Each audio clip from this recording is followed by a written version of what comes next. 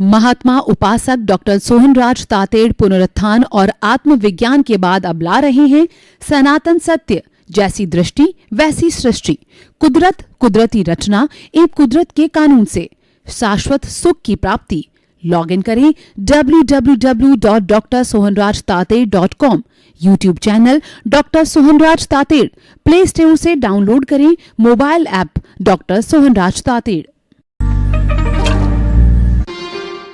ओम ह्रीं नमो अरहन्ताणम्, ओम ह्रीं नमो सिद्धाणम्, ओम ह्रीं नमो आयर्याणम्, ओम ह्रीं नमो उवज्जायाणम्, ओम ह्रीं नमो लोये सवसाहुणम्, ऐसो पंचनम् कारो सर्वपावपणासनो मंगलाणं च सर्वेसिं पडमं हवै मंगलं, पडमं हवै मंगलं।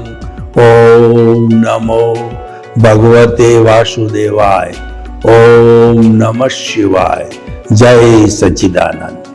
भाइयों बहनों, मातृशक्ति को नमन। आज का हमारा अति उत्तम विषय संस्कार एवं संस्कृति। संस्कार से संस्कृति बनती है। संस्कार किसे कहते हैं कि हमारे मस्तिष्क के अंदर जो जो अच्छे अच्छे विचार आते हैं, विधायक भाव आते हैं, पॉजिटिव थिंकिंग आती है और अच्छे भाव आते हैं, वो सारे संस्कार बनते हैं। सबसे पहले तो हमारे आत्मा की जो चेतना की जो शक्ति है, वो भाव है, वो भाव सत्ता है। और भाव सत्ता जब भाव डालती है तो भाव डालने के बाद में वो मन के साथ जुड़ करके और विचार बनते हैं, और विचार वही जो है हमारे संस्कार कहलाते हैं। और इन संस्कारों का जो हम चरित्र में डालते हैं, उनको हम उपयोग में लाते हैं, तो बहुत से लोग जब उन संस्कारों को उपयोग में लाके जीवन जीते हैं तो वह संस्कृति बन जाती है। तो संस्कृति का जो ओरिजिन है, उद्गम है, वह संस्कार है। और जब वो चरित्र में आती है, जीवन में ढलती है, तब वह संस्कृति बनती है। तो देखिए, संस्कृति के अंदर हम कहते हैं पाश्चात्य संस्कृति, और जो है प्राच्य संस्कृति, मुस्लिम संस्कृति, क्रिश्चियन संस्कृति, और जो है जैन संस्कृति, बौद्ध संस्कृति, वैष्णव संस्कृति, वैदिक संस्कृति।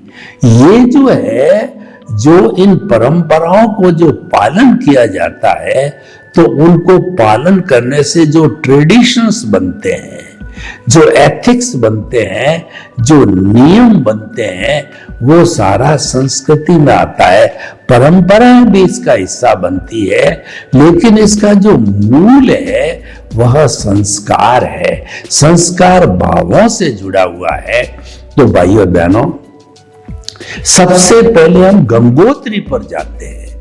गंगोत्री यानी कि जो गंगा है, वो हरिद्वार से शिव जी की जटा से निकली, उद्गम स्थल उसका हरिद्वार है। वहां से वो बहती बहती पूरे हिंदुस्तान के अंदर पापियों का पाप धोती धोती वो हिंद महासागर में जाकर के गिर जाती है, और उसका पोर्शन है बंगाल की खाड़ी और अरब सागर में भी गिरता होगा, क्योंकि वह जो है ऊपरी स्थान से चलती चलती वो जो है उत्तर से दक्षिण को जाती है, तो मध्य में आने के बाद में पूर्व और पश्चिम को भी मिलती है।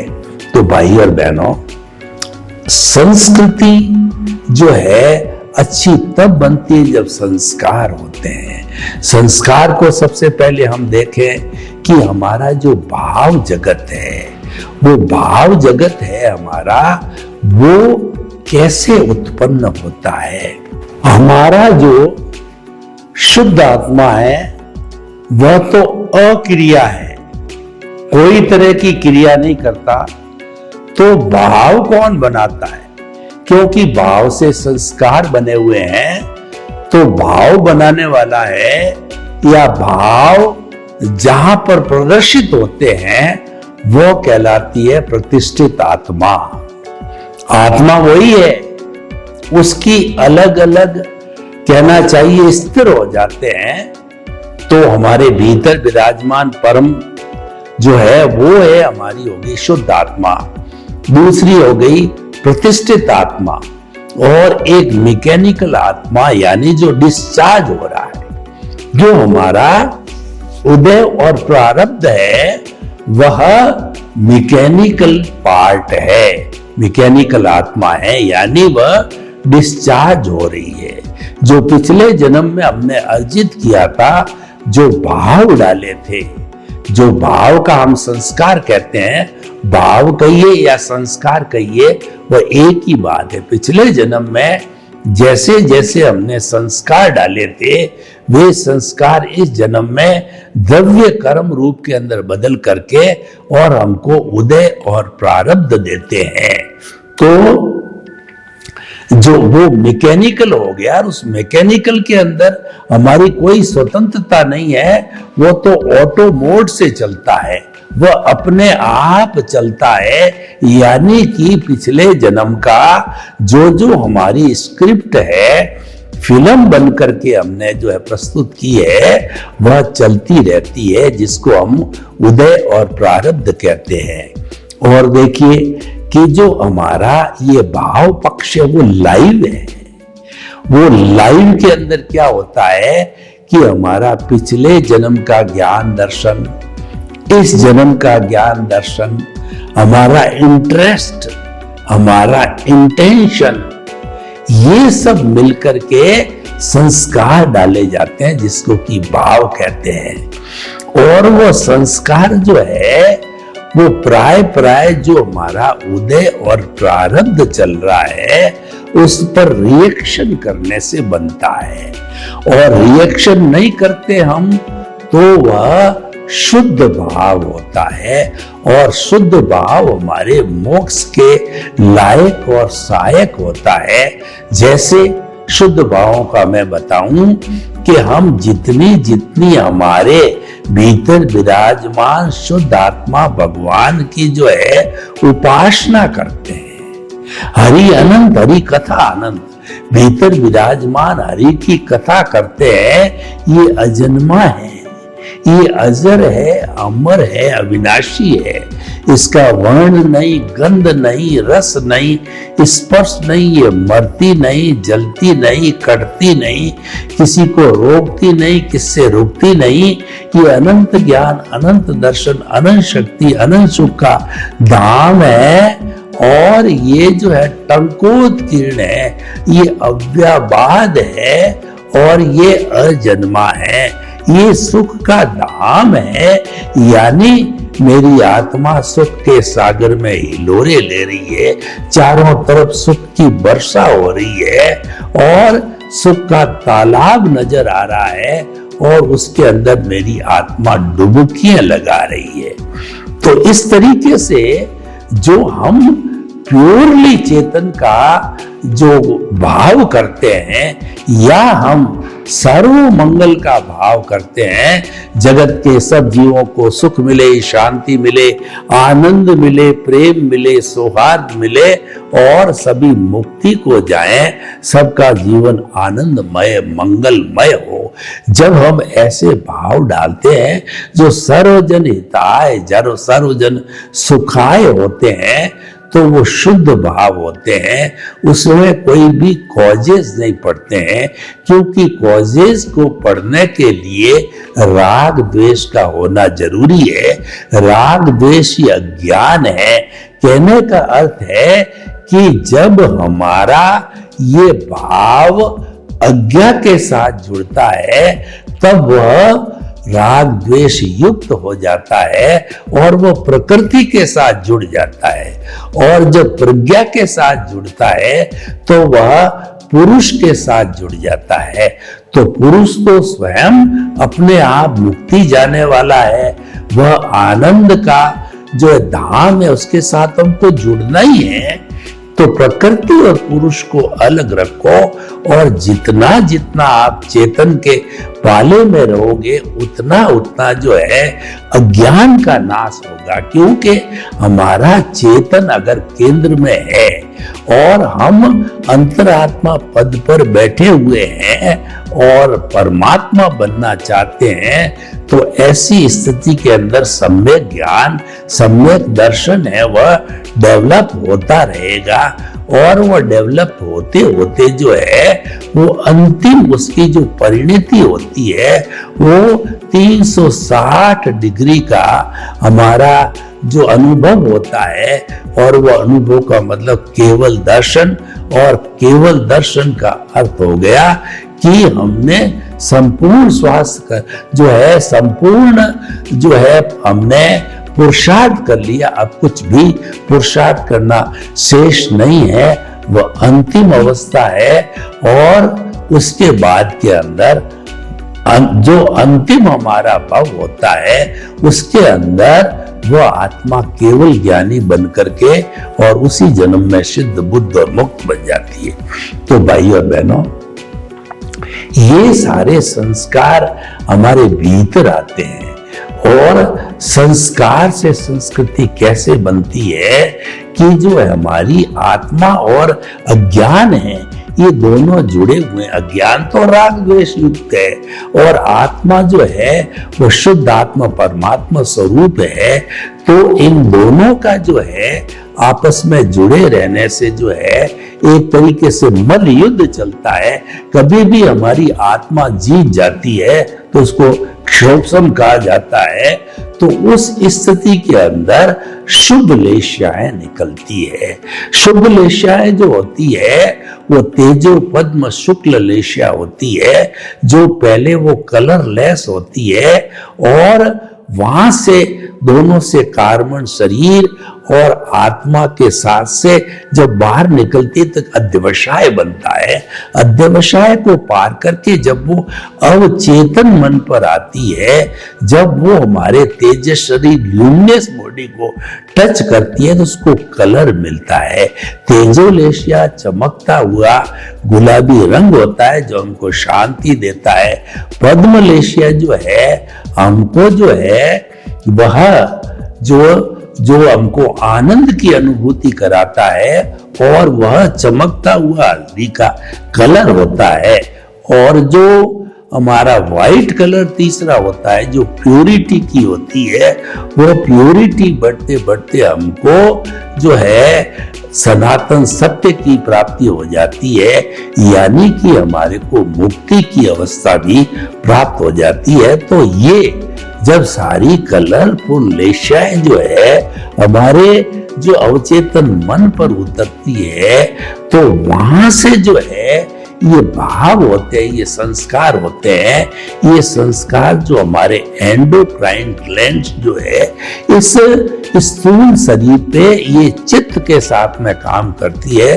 तो चित्त की परमिशन से, क्योंकि मालिक चित्त है, चित्त की परमिशन से ये जो लेशियाएं, कलरलेस लेशियाएं थी वो जो है लिक्विड के अंदर बदल जाती है।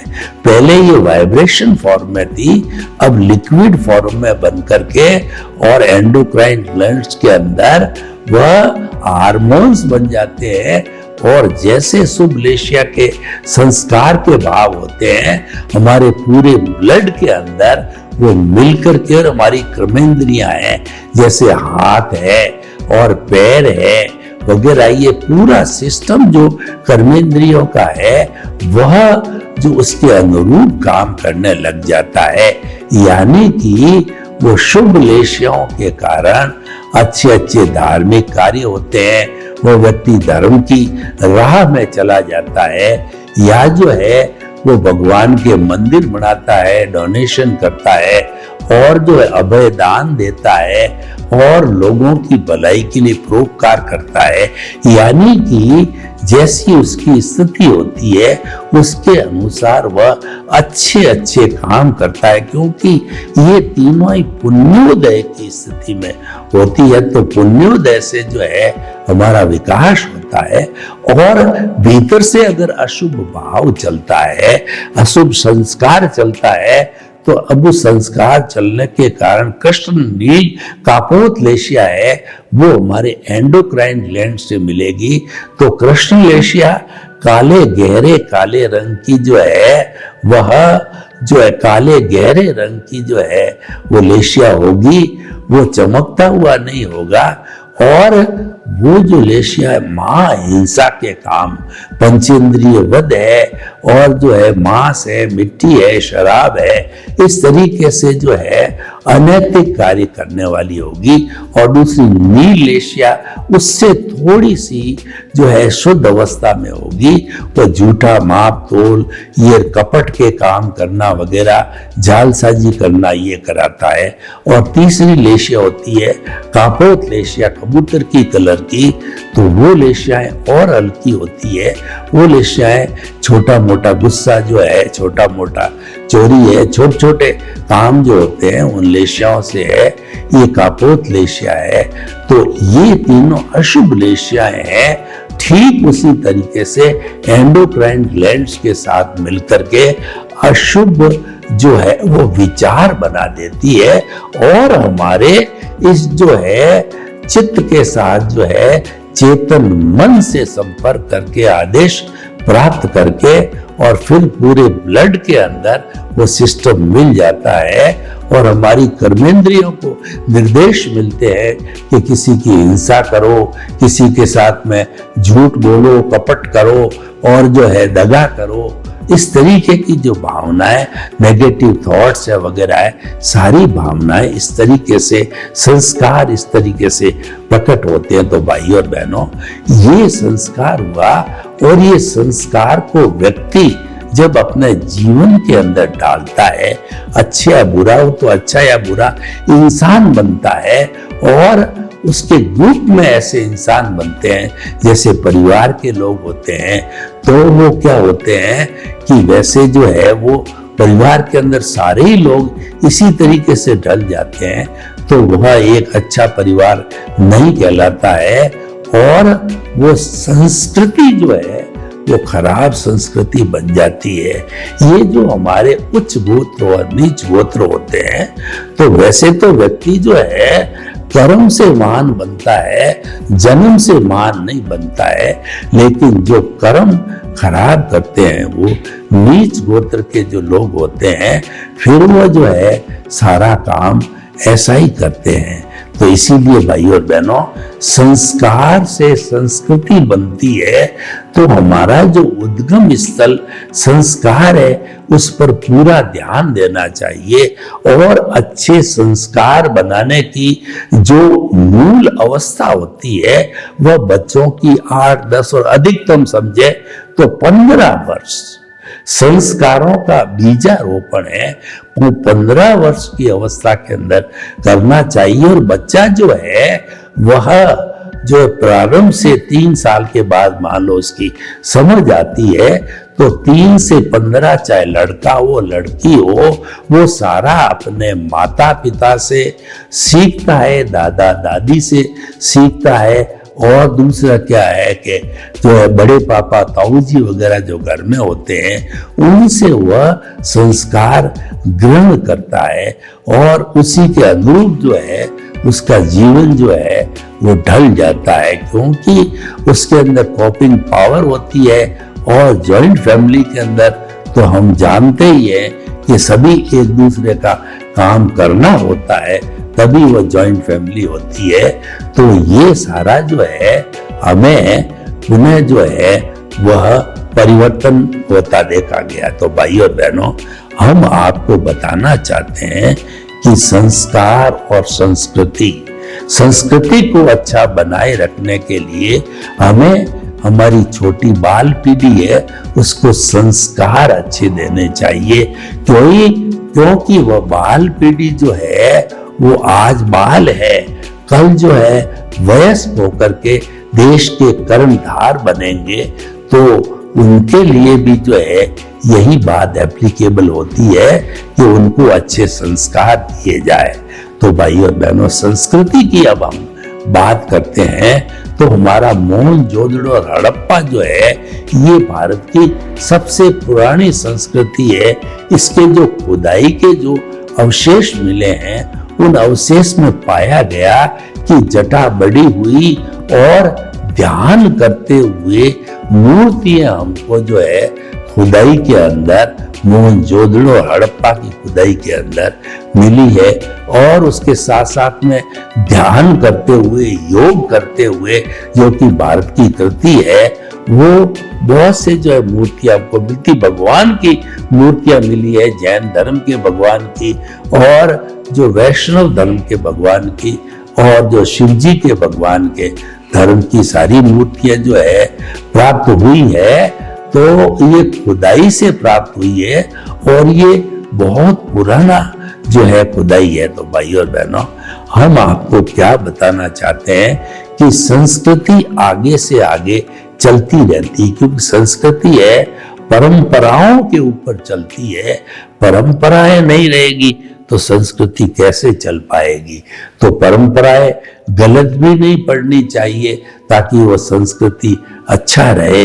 तो इसीलिए जो है, और अगर मान लो हमें कुछ परंपराएं बदलनी है, ठीक नहीं है, तो उसके लिए सबका कॉन्फिडेंस हासिल करके सर्व सहमति से हम उसको बदल करके और अपने समाज के अंदर लागू कर सकते हैं। तो वह तो सर्वमान्य हो जाती है। जो चीज सर्वमान्य होती है उसके अंदर तो कोई रोक टोक की बात नहीं होती है, कुछ कहना नहीं होता है। इसीलिए देखिए, हमारी भारतीय संस्कृति के अंदर संस्कार और संस्कृति को बहुत ऊंचा स्थान दिया गया है। एक लड़के या लड़की की जब एंगेजमेंट किया जाता है तो उसका खानदान सबसे पहले देखा जाता है कि लड़की के माता पिता, उसके नाना नानी कैसे हैं, लड़के के माता पिता और उसके दादा दादी कैसे हैं, क्योंकि वो जीन्स होते हैं वो आगे से आगे फॉरवर्ड होते जाते हैं। तो देखिए, जीन्स फॉरवर्ड कैसे होते हैं कि जो है हमारे वो जीन्स जो है वह हमारे उसके अंदर कोशिका के केंद्र में रहते हैं और एक कोशिका के केंद्र में 1000 एक्टिव जीन्स होते हैं, जो कि जीन्स जो है वो हमारे नामकरण के कारण होता है। ऐसा माना जाता है कि वो जीन्स बहुत बड़ा परिवर्तन करते हैं, म्यूटेशन होता रहता है उनका। उससे जो है एक बड़ा चेंज आता है कि व्यक्ति किस टाइप का है और ये कितना भरोसे योग्य है। तो भाइयों और बहनों, हम आपको बताना चाहते हैं कि संस्कार से संस्कृति बनती है और संस्कृति जो है बहुत से परिवारों के ग्रुप से जो समाज बनता है और समाज से फिर संस्कृति बनती है। तो हमारी संस्कृति हमेशा जो है वह तरोताजा रहनी चाहिए। वो अच्छाइयाँ जो महापुरुषों ने बलिदान करके वो अच्छाइयों को प्राप्त किया है, तो उन महापुरुषों को जो है वो हमें याद किया जाना चाहिए और उन लोगों की विस्मृति नहीं होनी चाहिए, क्योंकि उनके माध्यम से जो है ये हमारे समाज के अंदर एक परिवर्तन आ रहा है। तो भाई और बहनों, हम जो है संस्कार से संस्कृति बनाने की बात करते हैं, तो मैं आपको बताऊं कि कुछ जो है ऐसे परिवार है हमारे भारत में, जैसे आदिवासी वगैरह, जो कुछ समझ भी नहीं पाते और उनको समझाना बहुत बुरी बात होती है।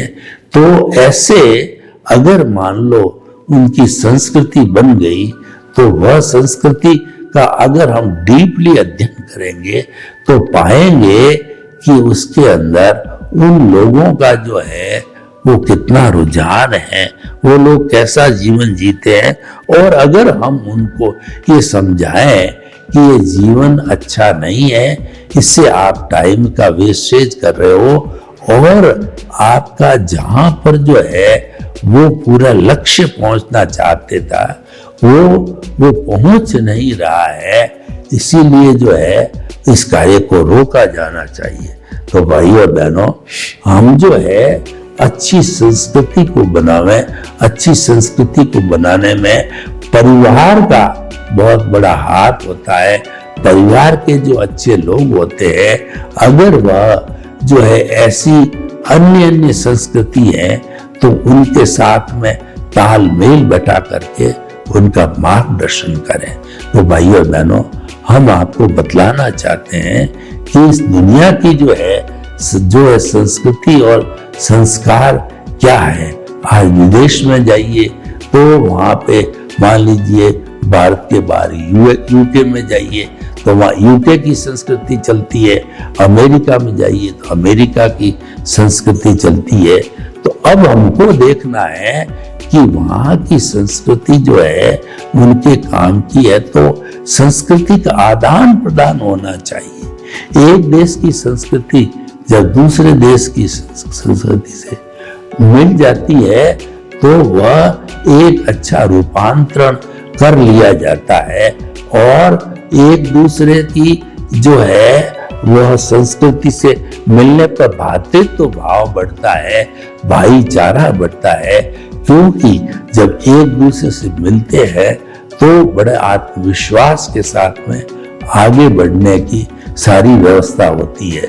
तो भाइयों और बहनों, जो हमारा संस्कार और संस्कृति है, अगर हम योग से इस विषय को जोड़ें तो योग के अंदर धारणा, ध्यान और समाधि है। धारणा किसको धारणा? अच्छे अच्छे विचारों को, अच्छे अच्छे संस्कारों को मस्तिष्क के अंदर जो है हमें धारण करना है, ताकि कि जब उसका उपयोग हो तो हम उस चीज को उपयोग के अंदर ले सके। तो देखिए कि जो अब हमारे संस्कार और संस्कृति के बारे में हम जो बता रहे हैं, उसके अंदर जो अच्छे अच्छे लोगों का जीवन है वह हमें उस जीवन को पढ़ाया जाना चाहिए और लोगों को बताया जाना चाहिए, क्योंकि जितना जितना हमारे पूर्वजों का जो है हम जीवन बताएंगे त्यों त्यों उत्साह आएगा उन लोगों के अंदर, और उत्साह आने से वो लोग है आगे तरक्की कर पाएंगे। संस्कृतियां एक दूसरे से जुड़नी चाहिए, सांस्कृतिक आदान प्रदान होना चाहिए। एक विश्व की संस्कृति दूसरे के साथ जाकर के और वहाँ कॉन्फ्रेंस करे और वहाँ पर सेमिनार वगैरह करे और इस तरीके के जो है MOU लाया जाए कि वो संस्कृतियां घुल मिल जाए। हमारा भारतवर्ष जो है वो आर्य देश कहलाता है और हम आर्यों की संतान हैं। इतने लंबे से समय से जो है हजारों वर्षों से हम देख रहे हैं कि अभी तक जो है हमारे हम जो जितना देख रहे हैं उतना विकास हमारे होना चाहिए, अभी हो नहीं पाया है।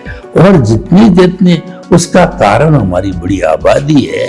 हमारे देश में जिस समय के अंदर जो लोग आए उन्होंने अपनी संस्कृति को जो है अक्षुण्ण रखते हुए वहीं पर वो सेटल हो गए, क्योंकि हिंदुस्तान की जो संस्कृति है वो उदार संस्कृति है। उनके संस्कार बहुत हाई लेवल के संस्कार है। तो उस संस्कृति के जो लोगों ने जो है यहाँ रहना, हिंदुस्तान के अंदर रहना जो है वो प्रारंभ कर दिया। तो ये सारा जो है वो इसीलिए होता है कि हमारी संस्कृति जो है बहुत साफ सुथरी है, वो मूल्यों की संस्कृति है। जिस संस्कृति के अंदर मूल्य होते हैं तो पूरे विश्व को जो है वो एक अच्छा उदाहरण दे सकती है। और हमारा जीवन है वह भी मूल्य प्रदान होना चाहिए, क्योंकि जो जीवन बनता है वो मूल्यों के आधार पर बनता है। जब तक हम मूल्यों का जो है मूल्यों का देखभाल नहीं करेंगे या मूल्यों के जीने का अभ्यास नहीं करेंगे तब तक एक देश की संस्कृति दूसरी देश की संस्कृति से आपस घुल मिल नहीं कर सकती है। सर्वे भवन्तु सुखिनः, सर्वे सन्तु निरामया। लोग के जीवों को सुख मिले, शांति मिले, आनंद मिले, प्रेम मिले, सौहार्द मिले और सभी अपने अपनी संस्कृति का उत्थान करके अच्छे विश्व का निर्माण करें। आपके प्रति मंगल भावना हो। महात्मा उपासक डॉक्टर सोहनराज तातेड़ पुनरुत्थान और आत्मविज्ञान के बाद अब ला रहे हैं सनातन सत्य, जैसी दृष्टि वैसी सृष्टि, कुदरत, कुदरती रचना एवं कुदरत के कानून से शाश्वत सुख की प्राप्ति।